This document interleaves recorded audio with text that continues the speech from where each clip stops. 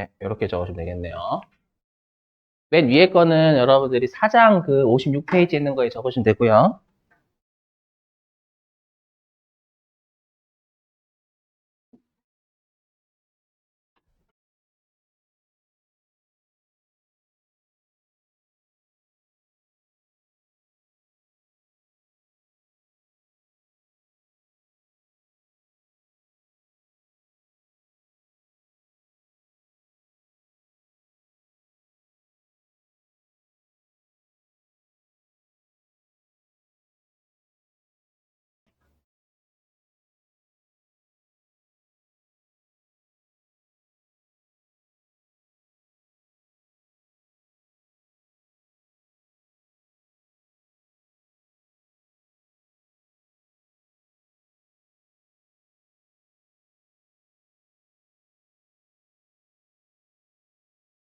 다 적으셨죠? 네.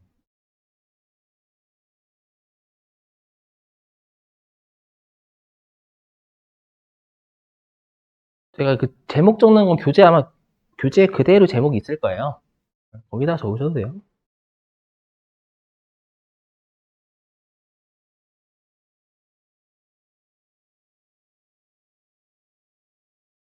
이 중에 몇 개는 실기할 거고.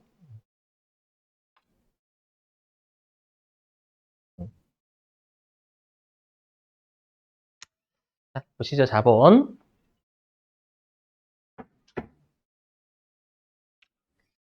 자, 여기 있는 건 말문제 대비입니다. 보시면,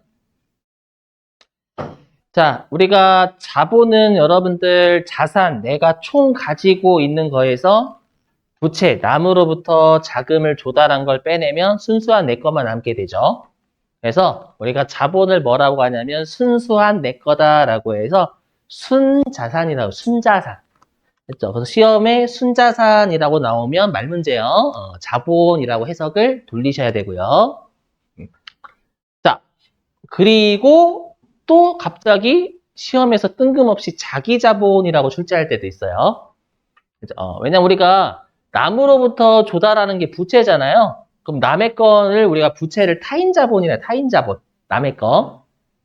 그리고 자기자본, 내 거라고 해서 자기자본. 근데 우리가 법인은 주주가 주인이죠. 그렇기 때문에 이거를 우리가 주주지분 또는 소유주지분이라고 표현합니다. 이런 말 나오면 다 자본의 같은 말이다라는 걸 좀 외워주시고요. 여기는 말대비. 자, 그리고 여기 참고로 자본 잘하시는 방법. 그럼 자본이 어려운 이유는 이거 우리가 상법에 있는 걸 회계가 그대로 가지고 와서 어려워요. 자, 여러분들이 자본을 배우시는 거 회계를 배우시는 게 아니라 뭐냐면 상법 걸 배우지, 상법. 우리가 상법을 배운 적이 없잖아요. 그죠? 그래서 여기는 일단 자본을 잘하시는 방법 암기 잘하셔야 돼요, 암기. 그죠? 암기를 잘하셔야 돼요. 우리 법 배우는 거지, 엄밀히 얘기하면 여기는 여러분 회계를 배우시는 건 아니에요. 엄밀히 얘기하면요. 그래서 일단 참고로 개정 과목을 꼭 암기를 열심히 해주셔야 될 게 처음 보는 애들이 계속 나옵니다, 여러분. 개정 과목이요. 진짜 암기해 주시고 그래서 시험에 최근 들어 자본을 정말 출제 많이 해요. 그죠? 그리고 우리가 자본은 본래 위치가 대변이잖아요. 그죠? 그래서 당연히 자본에 해당되는 게 대변에 있으면 자본이 느는 거죠.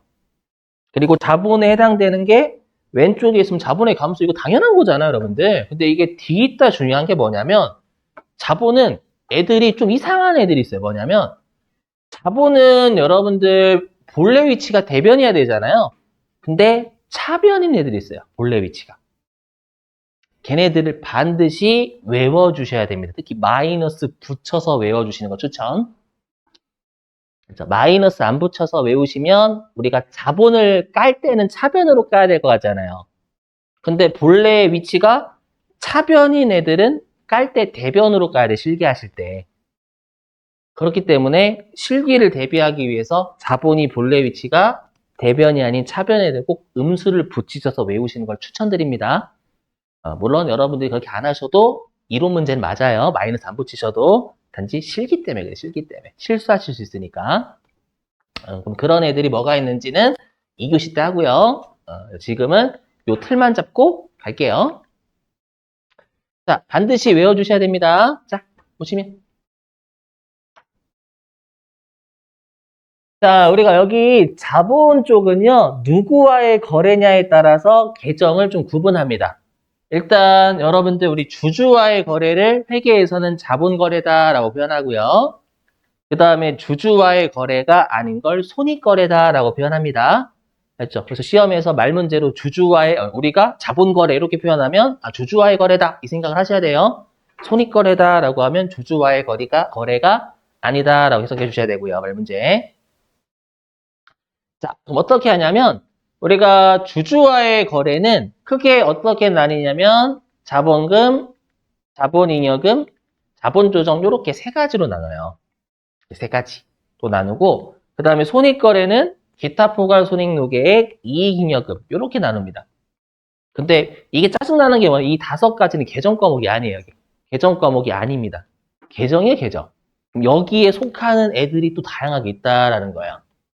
그러면 얘네들을 뜻을 우리가 그러면 얘네들을 다 일일이 다 외워요. 나오는 계정 과목을. 그렇게 하면 머리 터집니다. 그래서 얘네들이 어떠한 성격을 나타내는지를 여러분들이 외워주시면 거기에 속하는 계정 과목은 자연스럽게 좀 파악이 되는 편입니다. 그래서 요것들의 뜻을 좀 가급적이면 암기를 권장을 드려요. 그래야 좀 나중에 하는 계정 과목들이 조금씩 들어오니까. 자, 하나씩 해보죠. 자, 여기 자본금 할 건데 자본금은 진짜 중요해요. 뭐 실기 때 자본금 출제 1순위입니다. 꼭 암기해 주시기 바랍니다. 제가 처음에 자본금은 그냥 장사의 미천이다라고 했죠. 거짓말입니다, 거짓말. 왜 새빨간 거짓말이냐면 우리 법인을 배우지 개인을 배우지 않아요. 개인에서의 자본금은 장사의 미천 맞아요. 하지만 우린 법인입니다, 법인. 그럼 법인에서의 자본금은 이해사항이 아니라 암기사항인 게 요게 법에서 정해놨어요. 여기서 법은 우리가 상법입니다, 상법. 법에서 자본금은 어떻게 적어라 라고 되어 있냐면 무조건 발행 주식수 곱하기 한 주당 액면 금액을 곱해라 라고 되어 있습니다. 꼭 외워주실 건 이 자본금이 반드시 액면 금액을 쓴다라는 걸 꼭 외워주셔야 됩니다. 왜냐하면 일반적으로 우리 액면 금액을 잘 안 쓰거든요, 주식에서. 근데 자본금은 액면 금액을 써요. 꼭 암기해 주시고. 이유는 없어요. 법에서 이렇게 하래요, 무조건. 암기.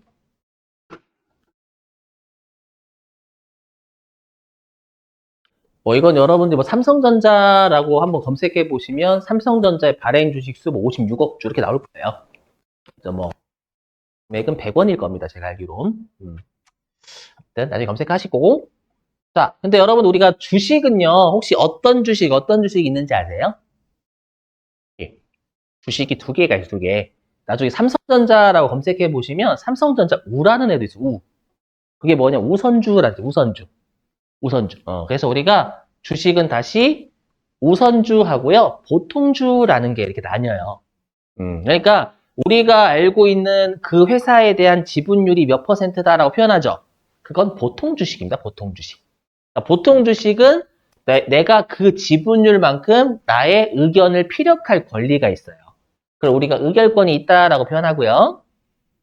우선주는 의결권이 없습니다. 그냥 배당만 많이 받아가는 거예요. 보통주보다는. 그래서 우리가 요 자본금은 다시 보통주 자본금과 우선주 자본금으로 구분하여 표시한다라는 표현을 씁니다.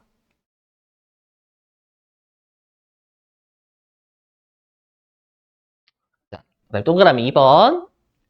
자, 자본잉여금이에요. 자본잉여금은요, 여러분들이 계정 과목을 잘 물어봐요. 다음 중 자본잉여금에 해당되지 않는 것은 이렇게 말문제를 물어보기 때문에 요 자본잉여금에서 잡으실 건 여기 주주와의 거래에서 자본을 증가시키는 잉여금인데 이게 이익이다라고 생각하시면 돼요.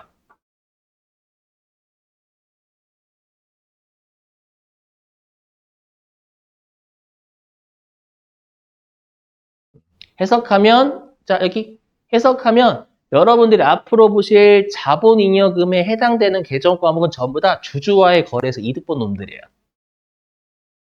세 가지 나오거든요, 우리 시험에. 세 개? 걔네들이 전부 다 주주와의 거래에서 이득 보면 다 자본잉여금에 속하는 계정 과목이라고 생각하시면 됩니다. 그죠? 그래서 요거를 좀 외워달라는 얘기예요, 여러분들. 그죠? 이걸 안 해오시면 요거 헷갈려요, 계정 과목. 안 헷갈립니다. 처음 보는 애들이 많기 때문에. 뒤에서 설명하고요. 자, 그 다음에 3번. 자본 조정.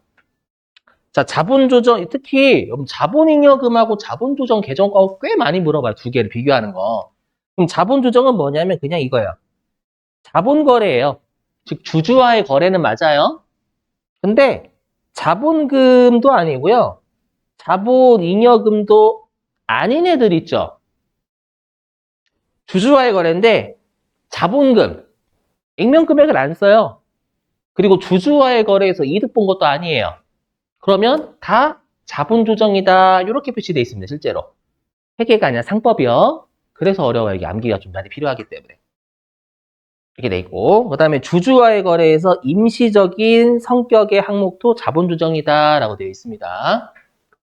힘드시겠지만, 맞아. 분명 여기가 되게 고통스러워요. 왜냐면 상법을 하셔야 요게 이해가 되거든요. 근데 우리가 요 자본 파트 하자고 상법 하는 건 여러분들 되게 이상하죠, 여러분들? 그래서 일단 잘 암기해 주시고, 이렇게 규정되어 있으니까 법에서. 두 개 남았어, 두 개. 자, 그 다음에 손익거래인데, 손익거래는 이미 좀 했었어요. 뭐냐면, 우리가 주주와의 거래는 아니지만, 실현되지 않은 거 있죠. 미실현.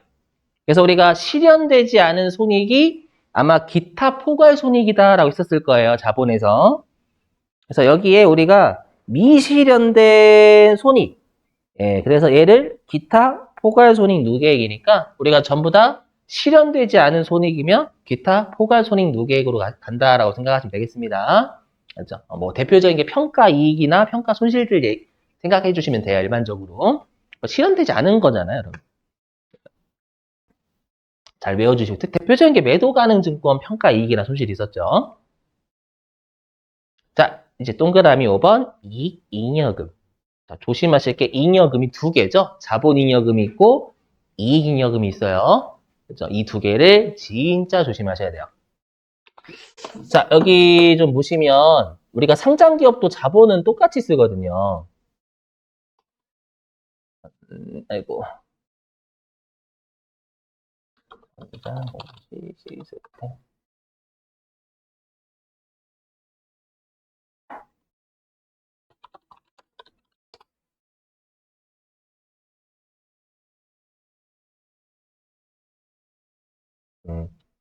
자, 여기 보시면 삼성전자예요. 삼성전자. 삼성전자 보시면 여기 우선주 자본금, 보통주 자본금 이렇게 돼 있죠, 여러분들. 그렇죠? 금액이 얼마 안 되는 것처럼 보이죠? 100만 원 단위예요. 그래서 그래요. 이렇게 돼 있고, 그 다음에 여기 뭐라고 돼 있냐면 잉여금이라고 하죠? 이익잉여금. 그죠? 그럼 여러분들이 이제 주의하실 게 뭐냐면 이익하고요. 이익잉여금은 다른 말이에요.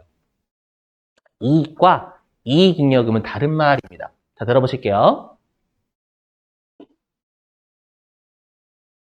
네, 설명을 좀 해보면. 자, 들어보세요. 자, 우리 회사가 1기 때는 10억의 이익이 났어요. 1기 때는 10억의 이익이 났는데 2기 때는 손실이 3억이 난 거예요. 2기 때는 손실이 3억, 1기 때는 이익이 10억. 그럼 우리가 2기 때 이익을 물어보면 나 손실 3억 봤어 그러죠. 근데 이익잉여금은 7억이다라고 해요. 이익잉여금이 이익이 쌓여져 있는 걸 우리가 이익잉여금이라 불러요. 여기 있죠, 여기. 여기 당기 순이익의 누적. 그러면 실제로 여러분들 회사가 올해는 손실 봤잖아요. 방금 사례에서요. 그럼 손실 보면 배당을 줄 수가 있습니다. 왜요? 아직 고간의 곡식은 7억이 있어요. 이해되세요? 고간의 곡식이 10억에서 3억은 줄어서 7억은 있잖아요. 그래도 여러분들. 배당의 재원은 이익이 아니라 이익잉여금 가지고 줘요. 차이점 이해되세요? 이익하고 이익잉여금의 차이. 이익은 금연도만 따지는 거고 이익잉여금은 예, 과거서부터 올해 연도까지의 이익에 쌓여져 있는 걸 의미하는 거예요. 되세요? 요거? 알죠? 그러니까 창고에 곡식이 쌓여져 있는 게 이익잉여금이고 올해 연도에 국간에 곡식이 들어오는 애를 이익이다라고 부르는 거예요. 다른 의미입니다. 다른 의미. 요거 어렵죠, 여러분들 이게. 그래서 나중에 하겠지만 요 이익잉여금이 우리 배당의 재원도 되고 나중에 상여금의 재원도 됩니다. 회사가 올해 이익이 없더라도 이익잉여금만 있으면 배당하고 상여 가능해요. 이렇게. 자, 그러면 여러분들이 이제 말문제 조심하실 게 뭐냐면 들어보실게요. 말문제 조심하실 게 뭐냐면 시험에 최근에 이 장난을 많이 쳐요. 어떻게 장난치냐면 자본잉여금은 손익거래에서 발생한 이익이다. 이렇게 장난칩니다. 자본잉여금은 주주와의 거래, 주주와의 거래. 이런 거 조심하셔야 돼요. 이 자본잉여금하고 이익잉여금을 장난을 칩니다. 자본잉여금 여기 자본거래다라고 되어 있죠. 손익거래 아니에요. 좀 이따가 문제 풀 거예요. 다 배우고 나면 자본을요. 그죠? 그리고 이익잉여금은 손익거래에서 이익이에요. 손익거래에서 이익. 결론적으로 이익이 국간으로 들어가는 거니까 당기순이익은 이익잉여금 들어가게 돼 있어요. 회사의 당기순이익은. 자, 올해 곡식을 벌어들인 것만큼 다시 국간에 넣으면 되는 거니까. 이렇게. 그래서 이익잉여금은 손익거래에서의 이익이고 자본잉여금은 자본거래에서 이익이다라는 걸 시험에서 장난을 거꾸로 칩니다. 진짜 조심하시 권장. 자, 10분 쉬셨다가 우리 8시 7분 8시 7분에 2교시 할게요. 여러분 10분 쉬시죠.